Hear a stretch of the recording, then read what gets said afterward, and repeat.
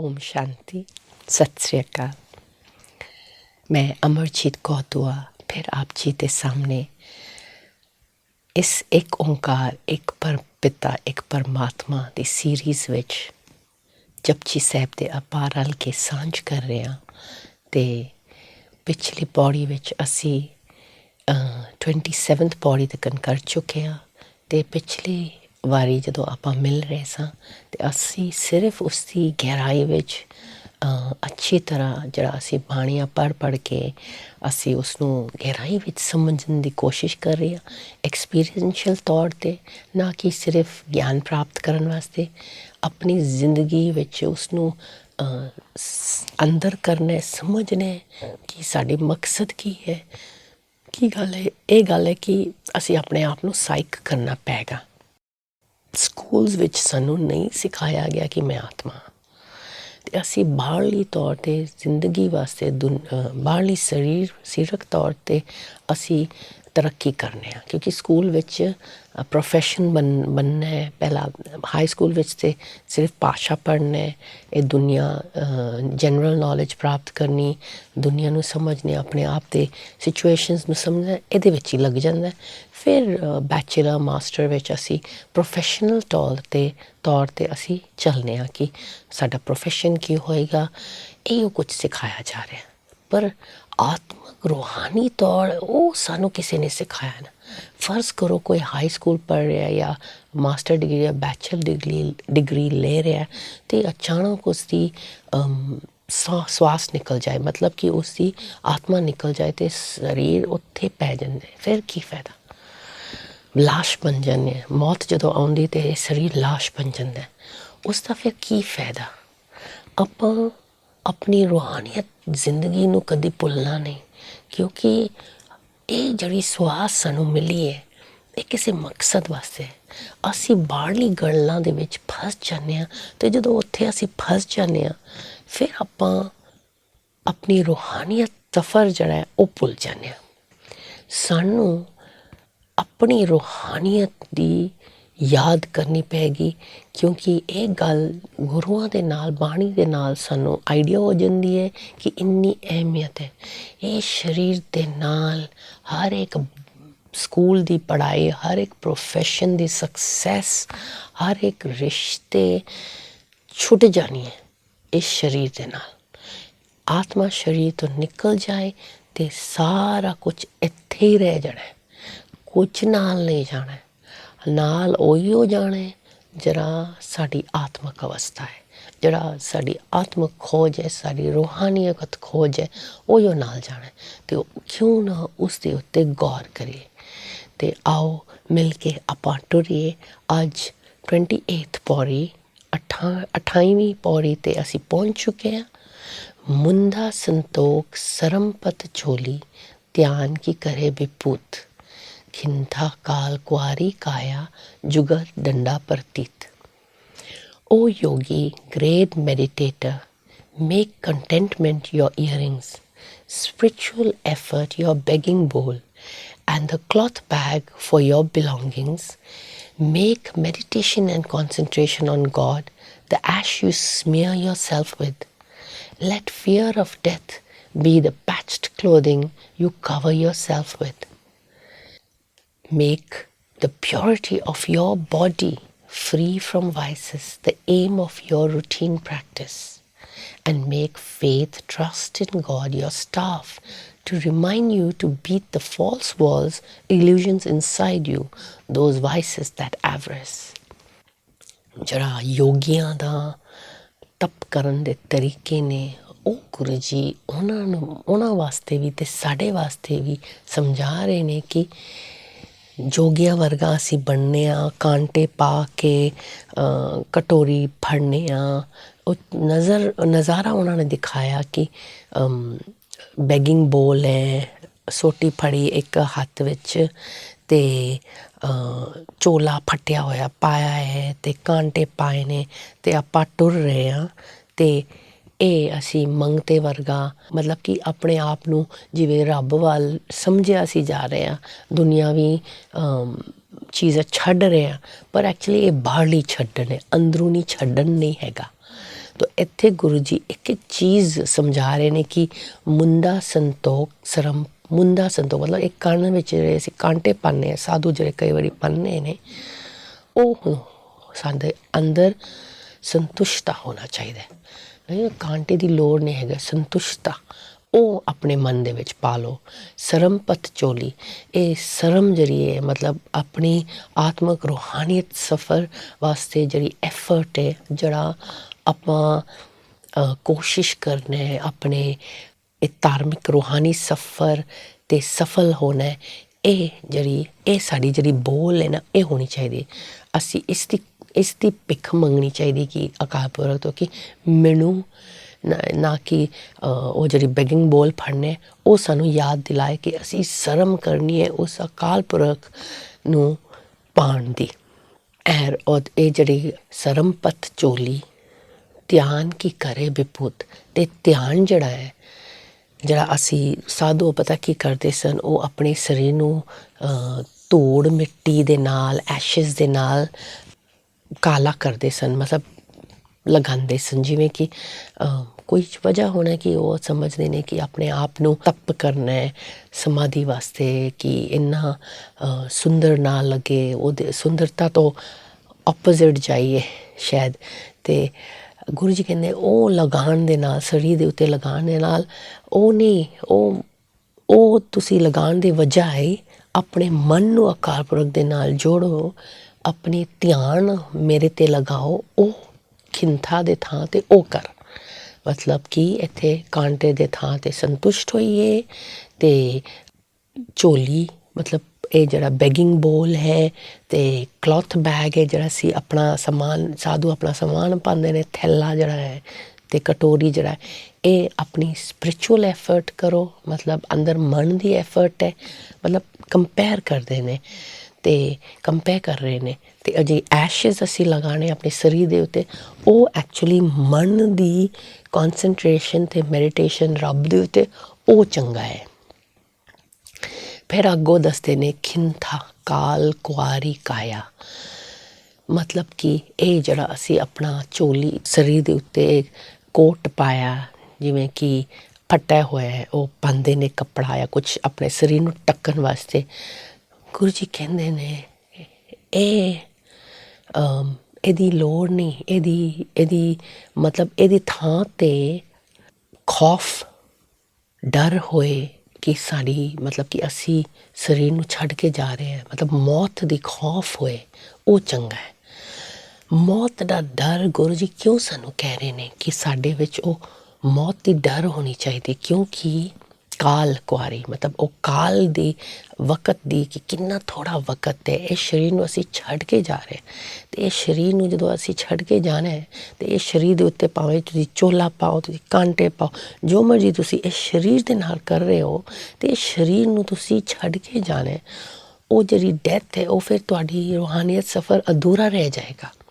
ਇਸ ਵਾਸਤੇ ਡਰ ਰਹਿਣਾ ਚਾਹੀਦਾ ਕਿ ਮੈਂ ਇੰਨਾ ਜਲਦੀ ਸਰੀਰ ਨੂੰ ਛੱਡ ਕੇ ਨਹੀਂ ਜਾਣਾ ਚਾਹੁੰਦੀ ਹਾਂ। ਕਿਉਂਕਿ ਅਕਾਲ ਪੁਰਖ ਨੂੰ ਸਮਝ ਰਹੇ, ਹੁਣ ਮਸਾ ਆ ਕੇ ਅਕਾਲ ਪੁਰਖ ਨੂੰ ਸਮਝ ਰਹੇ, ਉਸ ਦੀ ਰੂਹਾਨੀ ਆਪਣੀ ਰੂਹਾਨੀ ਜ਼ਿੰਦਗੀ 'ਤੇ ਚੱਲ ਰਹੇ ਹਾਂ, ਅਤੇ ਕਿਉਂ ਨਾ ਇਸ ਨੂੰ ਸਫਲ ਕਰੀਏ।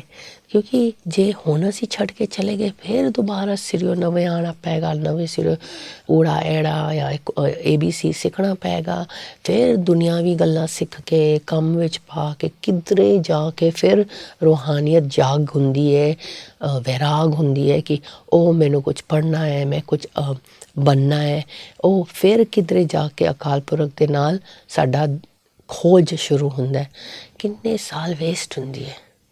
ਅਤੇ ਇਸ ਵਾਸਤੇ ਗੁਰੂ ਜੀ ਕਹਿੰਦੇ ਨੇ ਇਹ ਜਿਹੜਾ ਸਾਧੂ ਯੋਗ ਕਰ ਰਹੇ ਨੇ, ਯੋਗੀਜ਼ ਵਗੈਰਾ ਕਰ ਰਹੇ ਨੇ, ਇਹ ਯੋਗੀਆਂ ਦੇ ਮਤਲਬ ਦੁਨੀਆ ਵਿੱਚ ਜਿਹੜੇ ਤਪ ਕਰਦੇ ਨੇ ਯੋਗੀ ਨੇ, ਉਹਨਾਂ ਦੀ ਗੱਲ ਕਰ ਰਹੇ ਨੇ ਕਿ ਉਹ ਆਪਣੇ ਆਪ ਨੂੰ ਸਮਝਦੇ ਕਿ ਧਰਮ ਦੇ ਰਾਹ 'ਤੇ ਨਿਕਲੇ ਨੇ।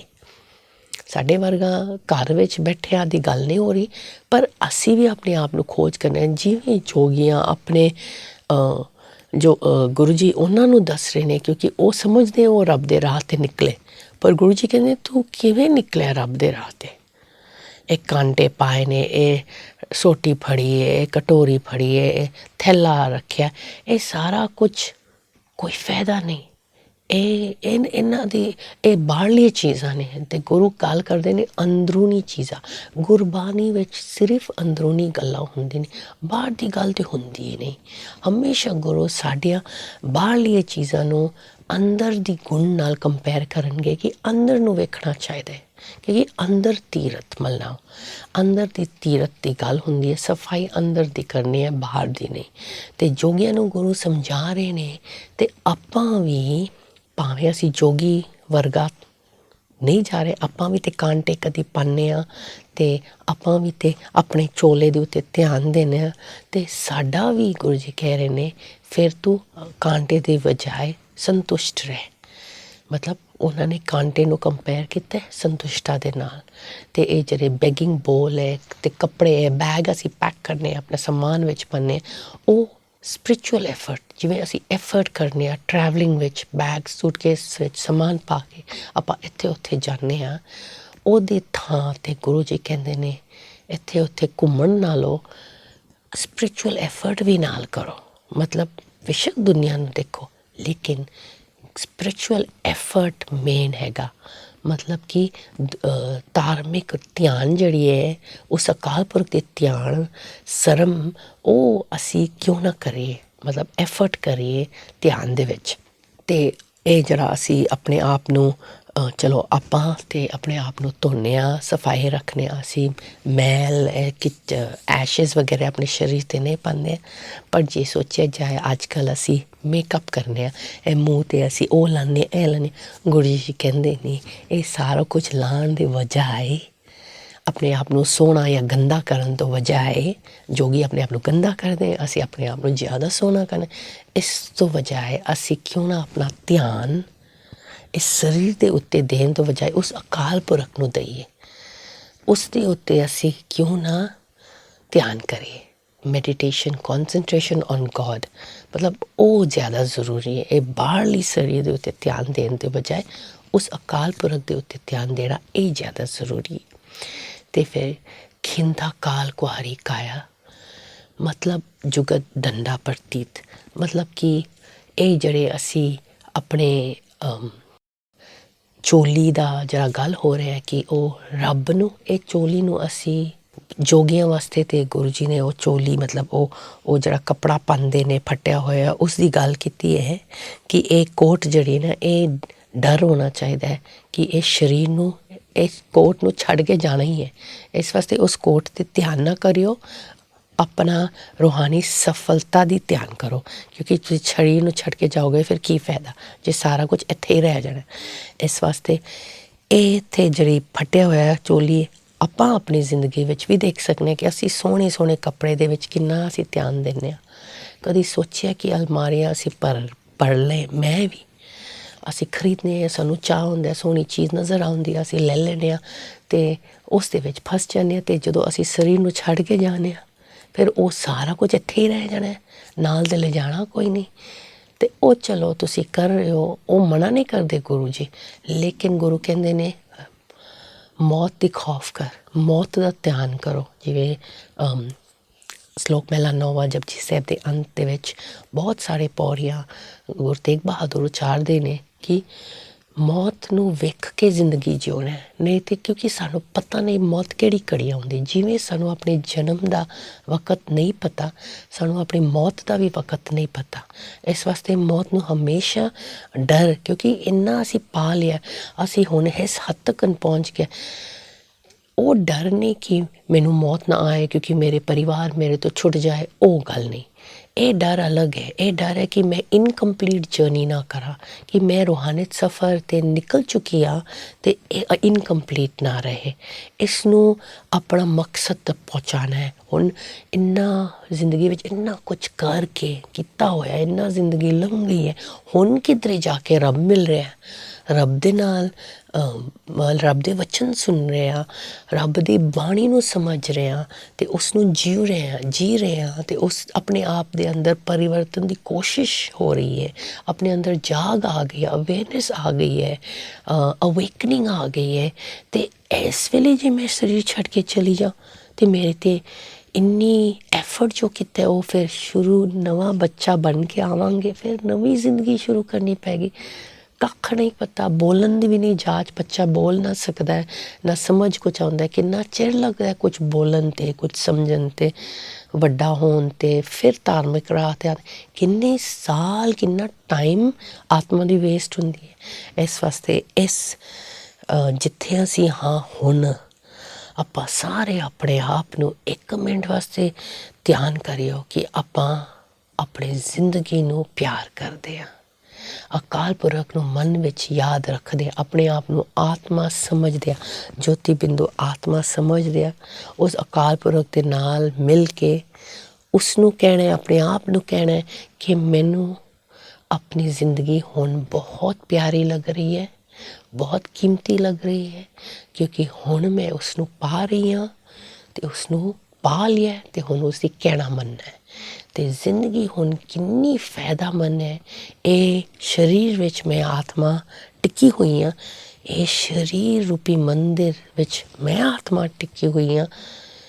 ਕਿੰਨਾ ਫਾਇਦਾ ਮੈਂ ਲੈ ਸਕਣੀ ਇਸ ਸਰੀਰ ਤੋਂ ਮੈਂ ਲਵਾਂਗੀ, ਕਿਉਂਕਿ ਪਰਮਾਰਥ ਰਾਹ 'ਤੇ ਮੈਂ ਨਿਕਲ ਚੁੱਕੀ ਹਾਂ ਅਤੇ ਇਸ ਨੂੰ ਬਹੁਤ ਹੀ ਮੈਂ ਫਾਇਦਾਮੰਦ ਕਰੂੰਗੀ, ਕਿਉਂਕਿ ਹੁਣ ਟਾਈਮ ਬਹੁਤ ਘੱਟ ਹੈ। ਕਿੰਨੀ ਉਮਰ 'ਤੇ ਅਸੀਂ ਪਹੁੰਚ ਗਏ ਹਾਂ, ਕਿੰਨਾ ਚਿਰ ਰਹਿੰਦਾ ਸਾਨੂੰ ਕੋਈ ਨਹੀਂ ਪਤਾ। ਇੱਕ ਕਸ਼ਣ, ਇੱਕ ਵਕਤ ਹੁਣ ਸਮਝ ਆ ਗਈ, ਪਤਾ ਚੱਲ ਗਿਆ ਕੀ ਕਰਨਾ, ਅਤੇ ਕਿਉਂ ਨਾ ਹੁਣ ਉਸ ਅਕਾਲ ਪੁਰਖ ਵੱਲ ਟੁਰੀਏ। ਇਹ ਫਾਇਦਾ ਹੋਏਗਾ ਸਾਡੇ ਸਰੀਰ ਦਾ, ਅਤੇ ਨਾ ਕਿ ਸੋਹਣੇ ਸੋਹਣੇ ਕੱਪੜੇ, ਨਾ ਕਿ ਜਾਂ ਜੋਗੀਆਂ ਦੇ ਫੱਟੇ ਕੱਪੜੇ, ਇਹਨਾਂ ਦੇ ਵਿੱਚ ਕੋਈ ਫਰਕ ਨਹੀਂ ਪੈਂਦਾ। ਸੋਹਣਾ ਹੋਏ, ਫਟਾ ਹੋਏ, ਚੋਖਾ ਹੋਏ, ਥੋੜ੍ਹਾ ਹੋਏ, ਕੋਈ ਫਰਕ ਨਹੀਂ। ਇਹ ਚੋਲੀ ਦਾ ਫਾਇਦਾ ਤਾਂ ਹੈ ਜੇ ਆਪਾਂ ਜਿਹੜਾ ਆਤਮਾ ਰਹਿ ਰਹੀ ਇਸ ਸਰੀਰ ਰੂਪੀ ਚੋਲੀ ਦੇ ਵਿੱਚ, ਉਸ ਦੇ ਕਰਮ ਨੂੰ ਸਫਲ ਪਾ। ਕਰਮ ਹੀ ਆਵੇ ਕੱਪੜਾ, ਇਹ ਕੱਪੜਾ ਵਰਗਾ ਚੋਲੀ, ਇਸ ਨੂੰ ਕਰਮ, ਸਹੀ ਰਾਹ 'ਤੇ ਟੁਰਨ ਦੇ ਨਾਲ ਇਸ ਦੀ ਫਾਇਦਾ, ਇਸ ਦੀ ਸਫਲਤਾ ਪਾਣੀ ਹੈ। ਜੁਗਤ ਡੰਡਾ ਪੱਟੀ, ਅਤੇ ਇੱਥੇ ਗੁਰੂ ਜੀ ਕਹਿੰਦੇ ਨੇ ਕਿ ਰੱਬ ਦੀ ਖੌਫ, ਰੱਬ ਦੀ ਪਿਆਰ, ਰੱਬ ਦੇ ਉੱਤੇ ਫੇਥ ਉਹ ਬਣਾਉਣੀ ਚਾਹੀਦੀ ਸਾਡੀ। ਡੰਡਾ ਜਿਹੜੀ ਹੈ ਸਾਡੀ ਕਿੰਥਾ ਕਾਇਆ ਜੁਗਤ ਡੰਡਾ ਪ੍ਰਤੀਤ, ਉਹ ਡੰਡਾ ਸਾਡਾ ਏਮ, ਆਬਜੈਕਟ, ਪਿਓਰਿਟੀ, ਸਰੀਰ ਤੋਂ ਮਤਲਬ ਇਹ ਵਿਕਾਰ ਤੋਂ ਰਹਿਤ, ਰੱਬ ਦੇ ਉੱਤੇ ਵਿਸ਼ਵਾਸ, ਇਹ ਸਾਨੂੰ ਰਿਮਾਇੰਡ ਕਰਨਾ ਚਾਹੀਦਾ। ਨਾ ਕਿ ਡੰਡਾ ਮਤਲਬ ਜਿਵੇਂ ਸ਼ੰਖ ਹੈ, ਲਕਸ਼ਮੀ ਨਾਰਾਇਣ ਦੇ ਹੱਥ ਵਿੱਚ, ਬ੍ਰਹਮਾ ਦੇ ਹੱਥ ਵਿੱਚ ਸ਼ੰਖ ਹੈ ਨਾ, ਆਪਣੇ ਮੱਤ ਨੂੰ ਮਾਰਨ ਵਾਸਤੇ। ਇਹ ਡੰਡਾ ਸਾਡੇ ਮੱਤ ਨੂੰ ਮਾਰਨ ਵਾਸਤੇ। ਜਾਗੋ ਮੋਹਨ ਪਿਆਰੇ ਜਾਗੋ, ਰੱਬ ਦੇ ਉੱਤੇ ਵਿਸ਼ਵਾਸ ਕਰੋ।